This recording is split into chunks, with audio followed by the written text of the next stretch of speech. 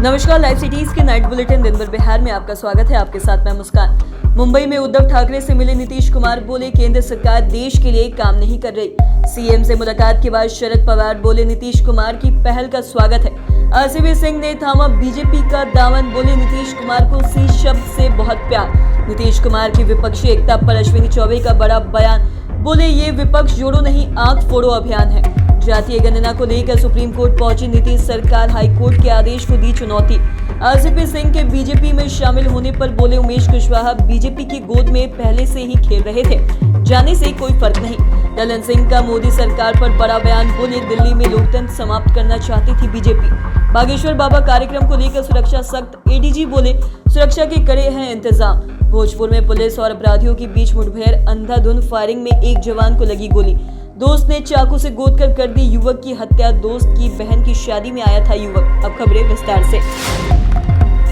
CM Nitish Kumar और deputy CM Tejashwi Yadav ने गुरुवार को मुंबई में महाराष्ट्र के पूर्व सीएम उद्धव ठाकरे से मिलकर विपक्षी एकता को लेकर मुलाकात की और इस दौरान सीएम नीतीश कुमार ने कहा कि आज जो केंद्र में है वो देश के लिए काम नहीं कर रहे। समझ लीजिए इतिहास बदल रहा है। और सीएम नीतीश ने उद्धव ठाकरे की ओर इशारा करते हुए कहा कि इनका और मेरा विचार तो एक ही है ना, देश के हित में काम करना।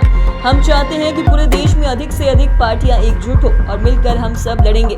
तो वहीं उद्धव ठाकरे ने कहा कि इस देश में प्रजातंत्र की रक्षा करना हमारा काम है। मैं मेरे लिए लड़ रहा, तो वहीं मेरी लड़ाई जनता के लिए, देश के लिए है। राजनीति में मतभेद होते रहते हैं, लेकिन हमारा एक मत ये है कि इस देश को बचाना है।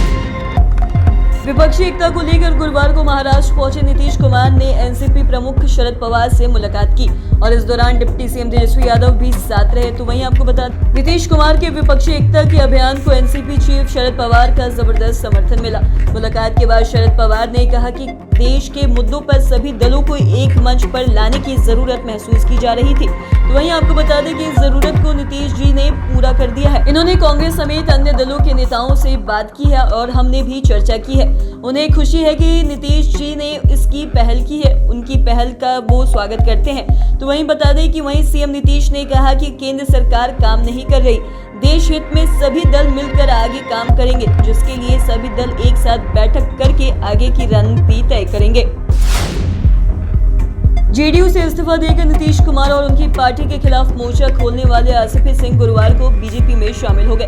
तो वहीं केंद्रीय मंत्री धर्मेंद्र प्रधान ने आरसीपी सिंह को पार्टी में शामिल कराया और बीजेपी में शामिल होते ही आरसीपी सिंह ने नीतीश कुमार पर हमला करते हुए कहा कि सब नीतीश कुमार को पीएम कहते हैं, वो खुद भी नीतीश कुमार को पीएम मानते हैं। और आरसीपी सिंह ने कहा कि उन्होंने पहले ही बता दिया था कि नीतीश बाबू पीएम थे और पीएम है और पीएम ही रहेंगे, लेकिन पीएम का मतलब क्या होता है, पलटी मार। सीएम नीतीश बताए कि आपने कितनी बार विश्वासघात किया है। सच तो ये है कि नीतीश कुमार को सी शब्द से बड़ा प्यार है। सी से चेयर होता है, इसलिए कुर्सी के मुंह में सारा काम कर रहे हैं।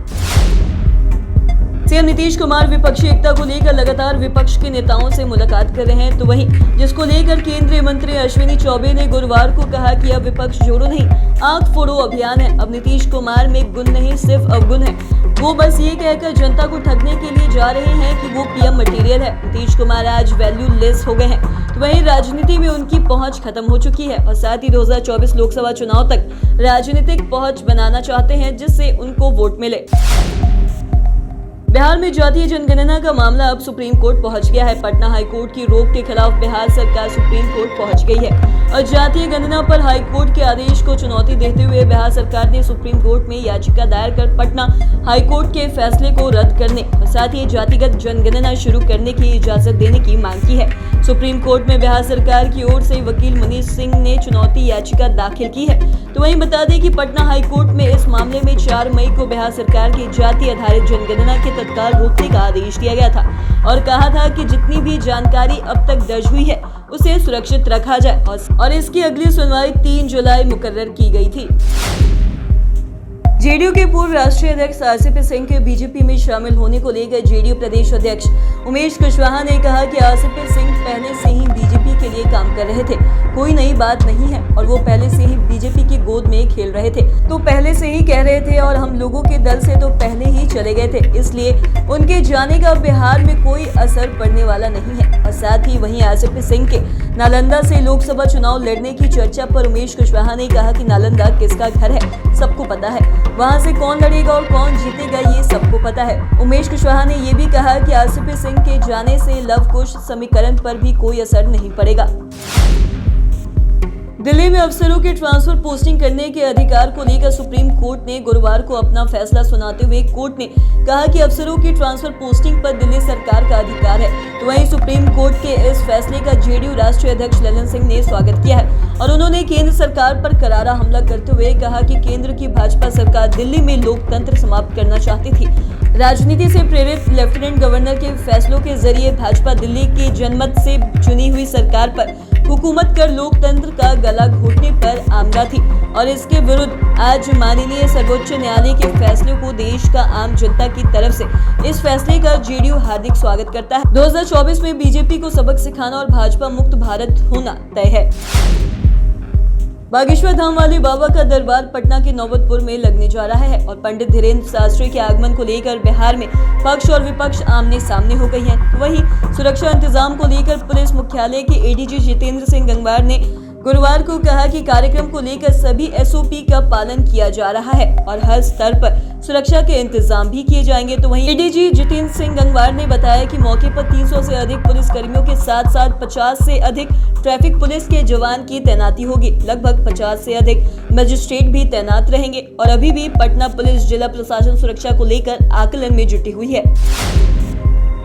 आरा शहर के टाउन थाना क्षेत्र के बिंद टोली मोहल्ले में पेट्रोल पंप संचालक से पैसे लूटकर भाग रहे थे हथियारबंद लुटेरे और साथ ही पुलिस के बीच मुठभेड़ हो गई। मुठभेड़ के दौरान पहले अपराधियों द्वारा पीछा कर रहे पुलिसकर्मियों पर ताबड़तोड़ कई राउंड फायरिंग की गई थी, जिसमें एक पुलिस जवान को गोली लग गई। वहीं पुलिस की भी जवाबी कार्रवाई में एक अपराधी गोली लगने से जख्मी हो गया। वहीं गोली लगने के आनन फानन में पुलिस के जख्मी जवान को इलाज के लिए शहर के बाबू बाजार स्थित निजी अस्पताल लाया गया, जहां उसका इलाज जारी है। बताया जाता है कि पेट्रोल पंप संचालक बैंक में पैसे जमा कराने जा रहे थे, तभी 5 की संख्या में पहुंचे बदमाशों ने लूटपाट की।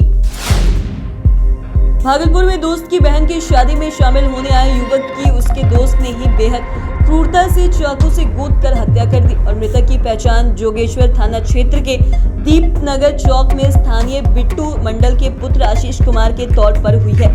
शुरुआती जांच में आपसी झगड़े को वजह बताया गया और साथ ही पुलिस ने जांच शुरू कर दी है और हत्या के आरोपी दोस्त अभिषेक कुमार उर्फ दयालु की गिरफ्तारी के लिए छापेमारी शुरू कर दी है। बताया जाता है कि शादी में किसी बात को लेकर मामूली झगड़ा हो गया। इससे नाराज अभिषेक कुमार ने जोगसर के दीपनगर चौक पर आशीष के सिर, छाती और साथ ही पेट पर चाकू से कई वार कर दिए। तो आज के इस वीडियो में इतना ही। अगर आपने अब तक हमारे चैनल को सब्सक्राइब नहीं किया तो तुरंत कर ले। साथ ही हमारे फेसबुक पेज को लाइक करें। वीडियो देखने के लिए आपका धन्यवाद।